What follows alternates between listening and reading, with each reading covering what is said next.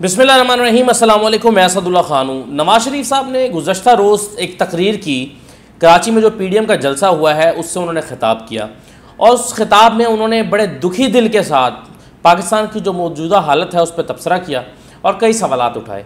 वो सवालात जो नवाज शरीफ साहब ने उठाए हैं उनके जवाबात में कुछ सवालात मैं उठाना चाहता हूँ और मैं उन्हीं के सामने सवाल रखना चाहता हूँ और फिर मैं उनसे पूछना चाहता हूँ कि इस मुल्क की तबाही का असल ज़िम्मेदार कौन था।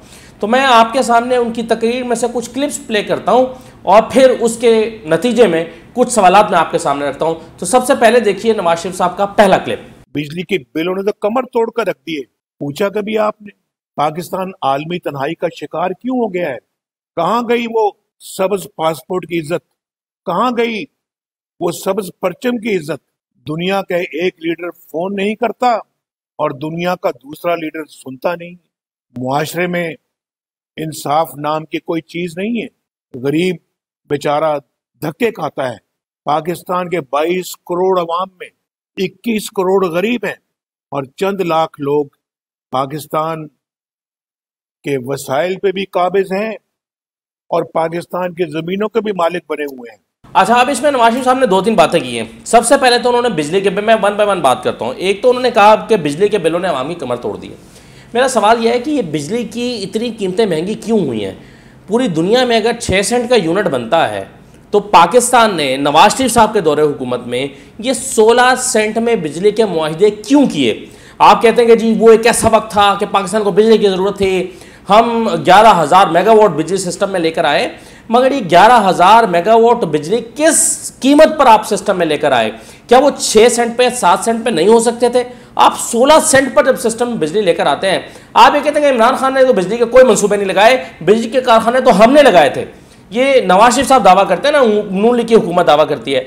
तो मेरा सवाल है कि अगर इमरान खान ने बिजली के मंसूबे लगाए ही नहीं है तो बिजली महंगी क्यों हो रही है? तो इसका सादा सा जवाब यह है कि आप बिजली की कीमत पर इसी अवाम के टैक्सों से जो सब्सिडी दे रहे थे और उसके नतीजे में अवाम को ये लगता था कि ये बिजली जो है ये हमें सस्ती मिल रही है, हालांकि 16 सेंट में आपने मुआहिदे किए हुए थे और अवाम को अपने बेवकूफ़ बनाया हुआ था। अब या तो ये करे ये हुकूमत भी कि वो सब्सिडी देती जाए, अवाम को लगे कि हमसे यहाँ से टैक्स लेकर हमें इधर कंपनसेट किया जा रहा है, बिजली के मनसूबों में आप सब्सिडी देते जाएं, निज़ाम को कभी ठीक ना करें, निज़ाम को कभी ठीक ना होने दें।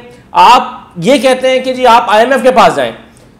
इस हुकूमत ने, जब नवाज शरीफ साहब की हुकूमत थी, जब ये हुकूमत ख़त्म हुई, ख़त्म होने के फौरी बाद इसके माहिरीन मुआशियात का ख्याल था कि इमरान खान को फ़ौरन IMF के पास जाना चाहिए और IMF की सबसे बड़ी शर्त यह है कि जो आप बिजली के मनसूबों में सब्सिडी दे रहे हैं ये सब्सिडी ख़त्म की जाए। और जब आप सब्सिडी ख़त्म करेंगे IMF के पास जाने के लिए तो लाजमी बात है कि बिजली की कीमतें ज़्यादा हो जाएंगी, जो कि हुई हैं। तो आप अब ये हिपोक्रेसी का मुजाहरा कर रहे हैं कि जी बिजली की कीमतों ने अवाम की कमर तोड़ के रख दी है।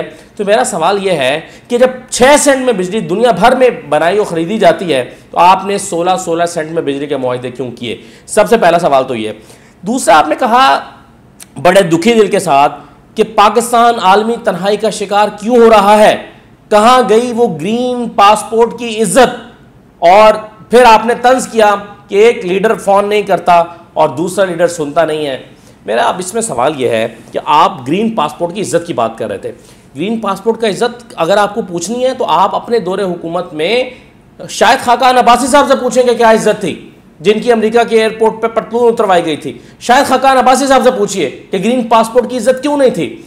और मैं आपसे पूछना चाहता हूं कि जब आप बैठे थे जाकर बिल क्लिंटन के सामने और आपने बहुत कोशिश की कि आपकी बात मान ली जाए और आप कश्मीर पर एक जुमला कह दें, और बिल क्लिंटन, इस पर मैं पूरी स्टोरी कर चुका हूं कि आपको बार बार कहा कि बिल्कुल नहीं हो सकता, ये एब्सोल्युटली नॉट, ये मुमकिन नहीं है, आप पहले अपनी फोर्सेस को विड्रॉ करें। और आपने छुट्टी वाले दिन से टाइम लिया मुलाकात करने के लिए और उन्होंने आपको टाइम देकर एहसान किया। कहाँ थी ग्रीन पासपोर्ट की इज्जत? फिर आपके दूसरे दौरे हुकूमत में कौन कौन कहाँ था पाकिस्तान का? आप अक़वाम मुत्तहिदा में जाकर कश्मीर का जिक्र तक नहीं करते थे, कुलभूषण का जिक्र तक नहीं करते थे। तो आपने पाकिस्तान की इज्जत कहाँ कहाँ पर बनाई थी? तो ये एक लंबी कहानी है। पाकिस्तान को यहाँ तक पहुँचाने वाले तमाम लोग इस सवाल का जवाब दे रहे हैं। आप ये कहना चाह रहे हैं, नवाज शरीफ साहब ये तक कहना चाह रहे हैं कि पाकिस्तान की अगर दुनिया में इज्जत नहीं है तो उसकी वजह जो है वो इमरान खान है। मेरा सवाल आपसे एक और भी है, वो ये है कि पिछले कुछ अरसे में तो इमरान खान और पाकिस्तान की इज्जत जो है वो दुनिया में बढ़ी है। पिछले कुछ अरसे में, पिछले 15 दिन में, जब से काबुल फॉल ऑफ काबुल हुआ है, तब से 7 ममालिक के सबराहान ने इमरान खान को फ़ोन किया है। ये कितनी मरतबा पाकिस्तान के साथ हुआ है कि लोग पाकिस्तान को फ़ोन करके शुक्रिया अदा कर रहे हो कि आपने हमारी फोर्सेस के इनखला में मदद की है और हमें आपकी ज़रूरत है। अमेरिका का मामला एक बिल्कुल डिफरेंट मामला है। जो लोग स्ट्रेटजी को समझते हैं वो जानते हैं कि आपके अलायंसेज होते हैं। अब इस सारी सिचुएशन में पाकिस्तान चाइना के साथ एक अलायंस किए हुए है, तो ऐसे में अमेरिका पाकिस्तान के साथ कैसे अलायंस कर सकता है, या वो उसका स्ट्रेटेजिक पार्टनर कुदरती तौर पर भारत ही होगा। तो आप ये ताना देना कि जी जो बाइडन ने इमरान खान को फ़ोन नहीं किया, ये मेरा ख्याल है हकीकी तज्ज़िया नहीं है। तो नवाज शरीफ साहब ने ये जो कहा ना कि जी ग्रीन पासपोर्ट की इज्जत कहाँ है और क्यों नहीं है दुनिया में, तो आपकी बयान से तासुर ये मिलता है कि वो ये कहना चाह रहे हैं कि जी मेरे दौर में तो ग्रीन पासपोर्ट की इज्जत थी और अब ख़त्म हो गई है। तो इसका जवाब सही जो है वो शायद खाकान अब्बासी साहब दे सकते हैं। तीसरा, उन्होंने इसी जो अभी मैंने आपको गुफ्तगू सुनवाई उसमें वो कहते हैं कि चंद लोग पाकिस्तान के वसाइल पर काबिज हैं। चंद लोग, ये चंद लोग नहीं, ये चंद ख़ानदान पाकिस्तान के वसाइल पर काबू हैं। और वो चंद ख़ानदान कौन है, इसके लिए आप कीजिए, आप गूगल पे जाइए, लिखिए top 10 rich families of Pakistan, तो आपको पता है नवाज शरीफ साहब का नाम 7वें नंबर पर आपको नज़र आएगा टॉप 10 में। चौथे नंबर पर मियां मंशा हैं, 5वें पर आसिफ जरदारी हैं, 6ठे पर मलिक रियाज हैं, 7वें पर नवाज शरीफ हैं, और 8वें पर जाकर जो है वो हबीब साहब हैं, वो हबीब बैंक वाले, तो रफ़ीक हबीब। तो ये नवाज शरीफ उनसे भी ज़्यादा अमीर हैं। तो आप ये शिकवा कर रहे हैं कि, और अपनी तकरीर में बार बार कहा कि जी ये चंद लोगों के लिए मुल्क बना है, ऐसा लगता है कि चंद लोग वसाइल पर काबिज हैं, ऐसा लगता है कि चंद लोग इससे फ़ायदा उठा रहे हैं, ऐसा लगता है कि ये मुल्क जो है वो ये चंद लोगों के लिए बना और हमें खामखा इसमें, ये वतन तुम्हारा है और हमें खामखा इसमें, ये उन्होंने जो है वो अपनी तकरीर में इरशाद फरमाया। तो मेरा सवाल ये है कि उन चंद ख़ानदानों में 7वें नंबर पर आप हैं जनाब, आपका ख़ानदान है, तो आप शिकवा कैसे कर रहे हैं वसाइल पर? जो खानदान काबिज हैं उनमें से आप भी एक हैं। अच्छा, अब आप नवाज शरीफ साहब का एक और क्लिप देखें जिसमें वो 2 इंपॉर्टेंट बातें कर रहे हैं, सुनिए। सरकारी खजानों से बड़ी बड़ी तनख्वाहें लेते हैं, मुराद लेते हैं, जिंदगी भर पेंशनें लेते हैं और सरकारी प्लॉट और परमिट लेते हैं तकरीबन मुफ्त, लेकिन 21 करोड़ आवाम को पूछने वाला कोई नहीं। उनके बच्चों के मुंह से अब तो रोटी का नवाला भी छिनता चला जा रहा है। घर में बीमारी आ जाए तो इलाज के लिए पैसे नहीं होते, जायदाद बेचकर गिरवी रखकर इलाज करवाना पड़ता है। मगर दूसरी तरफ मुराद याफ्ता तबके को देखें आप कि इलाज मुआवजे के लिए सरगानी खजानों के मुंह खोल दिए जाते हैं, लोग खुदकुशियों पर मजबूर हो जाते हैं। अच्छा, इसमें 2 बड़ी इंपॉर्टेंट बातें उन्होंने की हैं। एक तो उन्होंने कहा कि सरकारी खजानों से ये प्लॉट लेते हैं, वो भी बिल्कुल मुफ्त, कुछ लोगों की तरफ उनका इशारा है जो बरात याफ्ता तबका है, जो वसाइल पर काबिज है, जिनका वो पहले जिक्र कर रहे थे। और दूसरा उन्होंने कहा कि गरीब को इलाज कराने के लिए गरीब के पास पैसे नहीं है और अमीरों के इलाज के लिए ख़जानों की मुँह खोल दिए जाते हैं, अमीरों के इलाज के लिए ख़जानों की मुँह खोल दिए जाते हैं। अच्छा, अब ये नवाज शरीफ साहब कह रहे हैं, आपको बाबर डोगर साहब बोल TV में ब्यूरो चीफ भी हैं, बड़े सीनियर जर्नलिस्ट हैं, बाबर डोगर साहब ने एक स्टोरी की थी और स्टोरी बड़ी दर्दनाक थी। स्टोरी ये थी कि नवाज शरीफ साहब के घर में उनकी वालदा मोहतरमा, अल्लाह ताला उनकी बख्शिश फरमाए और उनको जन्नत में मकाम दे, वफ़ात पा गई। उनकी मसाज के लिए जो खातून मुख्तस थी, उसकी जो तनख्वाह है वो पंजाब स्पोर्ट्स बोर्ड से जाती थी। यानी पंजाब स्पोर्ट्स बोर्ड में मसाज करने वाली खातून या फिजिशियन भर्ती होने वाली खातून नवाज शरीफ की वालदा का घर आके इलाज करती थी और 45,000 रुपये उस खातून की तनख्वाह थी। ये स्टोरी की थी बाबर डोगर साहब ने, आज भी आप जाकर उनसे पूछ लें, बोल TV पे प्रोग्राम भी करते हैं। खातून का नाम मेरे जहन से निकल गया, अभी थोड़ी देर में आ जाएगा मेरे जहन में, तो मैं आपको डिस्क्रिप्शन में डाल दूंगा। तो ये हालात हैं कि नवाज शरीफ साहब अपनी वालदा के मसाज के लिए खातून को तनख्वाह अपनी जेब से नहीं अदा करते थे और ये तनख्वाह पंजाब स्पोर्ट्स बोर्ड से जाती थी। तो ये हालात हैं जिनके बारे में नवाज शरीफ साहब कह रहे हैं कि सरकारी इलाज के लिए गरीब के पास पैसे नहीं है और ये जो अमीर हैं इनके लिए इलाज के ख़जानों के मुंह खोल दिए जाते हैं। तो भाई आप जो इलाज कराते रहे हैं, जो आप 4 जगहों को आपने कैंप हाउस डिक्लेयर किया हुआ था, तो ये बातें नवाज शरीफ साहब के मुंह से और इस ख़ानदान के मुंह से बिल्कुल अच्छी नहीं लगती। फिर उन्होंने कहा कि सरकारी ख़जानों से ये प्लॉट लेते हैं तकरीबन मुफ्त। पता नहीं इनका फ़ौज की तरफ इशारा है, डीएचए की तरफ इशारा है, मुझे नहीं पता किसकी तरफ इशारा कर रहे हैं। डीएचए पर तो कभी मैं फिर आपसे स्टोरी करूँगा, ये मेरा भी बड़ा सवाल था और मैं अकाउंट्स देख कर आया हूँ जो हमने चेक किया। डीएचए का 1 रुपया आर्मी के पास नहीं जाता, ये शहदा के खानदान के पास जाता है, उनकी वेलफेयर के लिए जाता है, उनके इलाज के लिए जाता है। 1 रुपया आर्मी को डीएचए का नहीं मिलता। तो डीएचए एक ऐसा इदारा है जिससे जो है वो वेलफेयर का काम किया जाता है। तो इसका पूरा एक मॉडल मौजूद है, इसका पूरा ऑडिटेबल अकाउंट्स मौजूद है। इस पर कभी फिर मैं आपसे वीडियो कर दूंगा।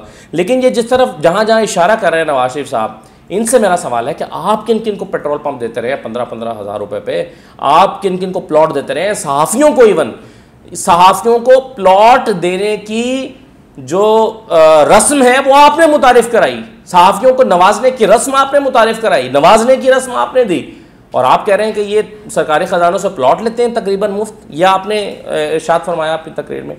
आगे चलिए जी, एक और है, वो कहते हैं कि जी अगर पाकिस्तान के ख़िलाफ़ साजिश ना होती, यानी मेरी हुकूमत का तख्ता ना उल्टा जाता और ये धांधली ना होती, तो पाकिस्तान आज खुशहाली की मंजिलें तय कर रहा होता। और कैसा नक्शा उन्होंने खींचा कि पाकिस्तान कैसा होता, ये ज़रा सुनिए। अगर ये साजिश ना होती तो आज पाकिस्तान बड़ी तेजी के साथ खुशहाली की मंजिलें तय कर रहा होता और आपकी दहलीज पर खुशहाली दस्तक दे रही होती। आपको आज अपने बाल बच्चों का पेट पालने की फिक्र ना होती, क्योंकि आपके पास अल्हम्दुलिल्लाह एक रोजगार होता, समाजी और मुआशी इंसाफ होता, इज्जत और खुद मुख्तारी होती। अच्छा देखिए, अब इसमें वो कह रहे हैं कि अगर मेरी हुकूमत जारी रहती तो आपको बच्चों के पेट पालने की फिक्र ना होती। अच्छा, आज आपके पास रोज़गार होता, समाजी और मुआशी इंसाफ मिल रहा होता। पहले तो इंसाफ़ी की बात कर लें, आपके ज़माने में जो इंसाफ मिलता था, मॉडल टाउन वाले आज भी रेडियाँ रगड़ रहे हैं। आप इंसाफ की बात करते हैं, जजों को ख़रीदने की रिवायत आपने डाली, इस मुल्क में जज ख़रीदे गए, जजों को मक्का और मदीना में बिठाकर प्रेशराइज़ किया गया, उनकी वीडियोस दिखा दिखा कर उन पर दबाव डाला गया। यहाँ जजों से फरमाइश की गई कि जी सज़ा 7 साल की होनी चाहिए या 10 साल की होनी चाहिए। ये मियाँ साहब, बड़े मियाँ साहब की ख्वाहिश है कि सज़ा इतने साल की होनी चाहिए। वो मलिक कयूम वाली वीडियो ऑडियो आपको याद होगी। फिर आपने यहाँ पर अपनी मर्ज़ी के चेयरमैन नायब लगाकर 10-10, 12-12 साल तक कमरुज़्ज़मान साहब के ज़माने में एक केस आपके ऊपर नहीं चला। आप कह रहे हैं कि इंसाफ मिल रहा होता है, आपकी दलील पर इंसाफ मिल रहा होता है। आपके ज़माने में जितना पुलिस को करप्ट किया गया और दानिस्ता तौर पर किया गया, मैं अगर नून लीग का मुझसे कोई पूछे कि सबसे बड़ा जुर्म क्या है, तो मैं कहूँगा कि पुलिस को दानिस्ता तौर पर करप्ट रखना और निज़ाम इंसाफ को जानबूझकर करप्ट रखना, यह सबसे बड़ा जुर्म है पाकिस्तान पर और यह सबसे बड़ा जुर्म है इनका। और उसकी वजह यह थी कि इससे आपके जो सियासत है उसको तकवीयत मिलती थी। जहाँ आपका जानबूझकर पुलिस का निज़ाम कमज़ोर रखा गया ताकि आपके जो कब्ज़ा माफिया वो स्ट्रांग रहे और आपकी सियासत को तहफ़्फ़ुज़ मिले। आप अपने मुखालिफिन पर जाली पर्चे कराते रहे और उनके ऊपर दबाव डालकर वोट हासिल करते रहे। कब्ज़ा माफिया को आप सपोर्ट करते रहे और फिर अदालतों के साथ जो खिलवाड़ किया गया। तो सबसे बड़ा जुर्म अगर नून लीग के ज़माने में और आसिफ जरदारी के साहब के ज़माने में, पीपल्स पार्टी के ज़माने में रहा है पिछले सालों में, और वो अब भी जारी है, अभी भी ये ठीक नहीं हुआ। चलें, कब्ज़े के कुछ वाक़यात कम हो गए होंगे, पुलिस में करप्शन अभी भी मौजूद है और अदलिया का जो लोअर जुडिशरी है वहां पर आवे का हवा अभी भी बिगड़ा हुआ है। ये निज़ाम ठीक नहीं हो पा रहा। लेकिन जिसने ये निज़ाम दानिस्ता तौर पर जानबूझकर अपने सियासी फ़ायदे के लिए ख़राब किया, सबसे बड़ा मुजरिम जो है इस निज़ाम का वो है जिसके बारे में आज नवाज शरीफ साहब बात कर रहे हैं। और बड़ी हैरत होती है ये बात सुनकर कि वो ये बात कैसे कर रहे हैं। और वो कहते हैं आपके बच्चों को आज आपको रोज़गार की फ़िक्र ना होती और आपके अपने बच्चों को पेट पालने की फ़िक्र ना होती। पाकिस्तान ख़त गुर्बत से कितना नीचे था, पाकिस्तान में बेरोज़गारी की शरह क्या थी नवाज शरीफ साहब के ज़माने में, ये सारे आदाद शुमार मौजूद हैं, आप निकाल के देख लें, मुझे आपके सामने दोहराने की ज़रूरत नहीं है। अच्छा, फिर एक और आप क्लिप सुन लें ज़रा नवाज शरीफ साहब का, जिसमें वो ज़वाल के असबाब बता रहे हैं इस कौम के, सुनिए। लेकिन ये चंद लाख लोग आपके खून पसीने की कमाई जिससे ये इस मुल्क ने वसाइल बनाए हैं, ये सब उस पे काबिज है। मुझे तो ऐसा लगता है कभी कभी कि शायद पाकिस्तान इसी तबके के लिए बनाया गया था ताकि ये ऐश करें और 21 करोड़ आवाम धक्के खाएं। हजूर, ये हैं हमारे ज़वाल के असबाब, ये है नतीजा जमहूरियत पर शब खून मारने का, और ये है नतीजा वोट चोरी करके इमरान खान को 22 करोड़ अवाम के सर पर बिठाने का। हम किससे पूछ रहे हैं कि पाकिस्तान तरक्की क्यों नहीं कर रहा? सब कुछ तो हमारी आंखों के सामने है, और फिर भी हम पूछ रहे हैं कि पाकिस्तान तरक्की क्यों नहीं कर रहा। किसको बेवकूफ़ बनाया जा रहा है? तो ये नवाज शरीफ साहब कह रहे हैं कि हुजूर ये हैं वो ज़राए, मतलब ये हैं वो ज़राए, तो उनका पुराना बड़ा मशहूर जुमला है कि जो हमारे ख़ानदान ने पैसे बनाए। अब वो कह रहे हैं हुजूर ये हैं हमारे जवाल के असबाब। ये जवाल के असबाब बता रहे हैं जो पाकिस्तान पिछले 3 साल में जवाल का शिकार हुआ है। इससे पहले पाकिस्तान दुनिया के टॉप 10 कंट्रीज़ में शामिल था। पिछले 30 साल में पाकिस्तान में निज़ाम इंसाफ 128 में से 5वें नंबर पर था और अब 126वें नंबर पर चला गया है। पाकिस्तान आज से 3 साल पहले दुनिया के शानदार ममालिक में से था जहाँ पर दुनिया के जो पूरी दुनिया से लोग यहाँ पर आते थे ख्वाब लेकर के हम पाकिस्तान जैसे हो जाएं, और पिछले 3 साल में पाकिस्तान तबाह हो गया। तो ये हैं हमारे जवाल के असबाब। बड़ी फ़िक्रमंदी के साथ और फ़िक्री गुफ्तगू करते हुए आइडेंटिफाई किए हैं पाकिस्तान के जवाल के असबाब नवाज शरीफ साहब ने। और फिर वो कहते हैं कि ये मुल्क चंद लोगों के लिए बनाया गया। अब पता चला कि ये मुल्क तरक्की क्यों नहीं कर रहा। तो वो चंद लोग जिनके लिए मुल्क बनाया गया और जिन्होंने बनाया, वो मैं आपको कुछ देर पहले टॉप 10 की लिस्ट बता चुका हूँ, मुझे दोहराने की ज़रूरत नहीं है। आखिरी क्लिप उनका और सुन लें जिसमें वो सवाल कर रहे हैं कि हम खामोश क्यों हैं, ज़रा सुनिए। कराची के भाई और बहनों, आज के हालात में खामोशी जुर्म है।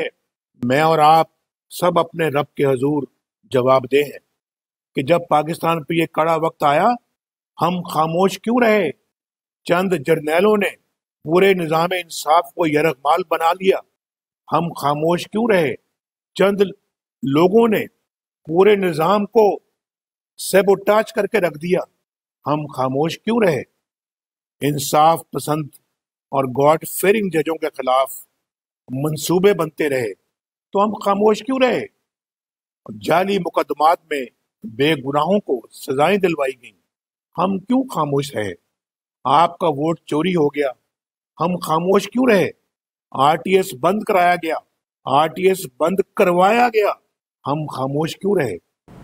अब आप नवाज शरीफ साहब सवाल कर रहे हैं कि जी, और फिर पहले तो उन्होंने कहा कि खामोश रहना आज के दौर में जुर्म है। अच्छा, फिर वो कह रहे हैं कि जी आप खामोश क्यों हैं, आप क्यों नहीं बोलते? आरटीएस बैठ गया, आप क्यों नहीं बोले? फलां चीज़ हो गई, आप क्यों नहीं बोले? वोट चोरी हो गया, आप क्यों नहीं बोले? महंगाई हो रही है, आप क्यों नहीं बोल रहे? तो मेरा नवाज शरीफ साहब से सवाल है, आप वापस क्यों नहीं आ रहे? आप आइए ताकि आपकी क़यादत में लोग आवाज़ बुलंद करें। और आप अगर जेल भी चले जाएं ना और खामोश भी बैठे रहें, एक भी जुमला जेल से ना बोलें, तो फिर भी उसका दबाव, उसकी आवाज़ इतनी बुलंद होगी कि इस हुकूमत को परेशान करेगी। अगर ये हुकूमत ज़्यादती कर रही है, जुल्म कर रही है, महंगाई कर रही है, फूड इन्फ्लेशन बढ़ गई है, बेतहाशा मसाइल हैं, बिजली के बिल ने अवाम की कमर तोड़ के रख दी है, ये सब कुछ हुआ है, तो आप सिर्फ एक काम कीजिए, आप पाकिस्तान आकर बैठ जाएं, खामोशी से बैठ जाएं, जेल चले जाएं, जेल के कमरे में बंद होकर बैठ जाएं, कुछ ना कहें, कुछ ना बोलें। सिर्फ इस अमल से भी इस हुकूमत पर इतना दबाव पड़ेगा और आपके कारकुन आपके साथ आकर जेल के बाहर खड़े हो जाए, कहेंगे हमारा लीडर अंदर बैठा हुआ है, हमारे लिए आकर बैठा हुआ है। आप खुद पाकिस्तान आने को तैयार नहीं है और लोगों से आप कह रहे हैं कि आप बोलते क्यों नहीं है? लोग कैसे बोलेंगे जब उनके पास लीडर ही नहीं है?